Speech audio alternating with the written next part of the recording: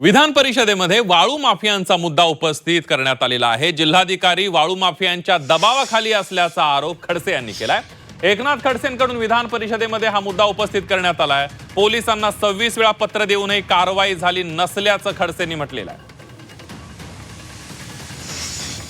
26 वेळा मंत्र्यांना पत्र देऊन उत्तर नाही, 26 वेळा पत्र देऊन नाशिकचा आमचा कमिशनर मला पत्र देतो की आम्ही कारवाई करतो आहोत। करा कारवाई, जा सांगा तुमच्या जिल्हाधिकाऱ्याला सस्पेंड करा। हा माणसं का नाही सस्पेंड? कारण हप्ते पोहोचतात वरपर्यंत, हप्ते वरचा आकडा मी सांगू शकेल कुठपर्यंत आहे। तहसीलदार असू शकेल, प्रांत असू शकेल, वरचा एकच अर्धा मिनिट होत।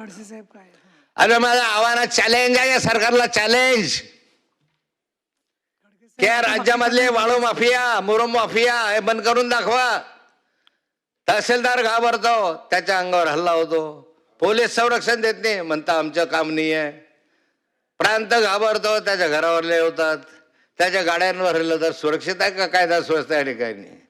म्हणून शेवटचं माझं आव्हान सरकारला की बंद करा। किमान आमच्या मतदारसंघात जर 26 पत्र दिले, 26 माझ्यासारखा माणूस ज्यावेळेस 26 पत्र 1.5 वर्षामध्ये येतो तर ते दखल होत नाही। किती संवेदनशील सरकार आहे। वा राज्यपाल महोदय, मी तुमचं अभिनंदन करेल यासाठी की इतकं निगरगट्ट सरकार आम्ही कधी अनुभवलं नाही, ते आता अनुभवतो आहोत।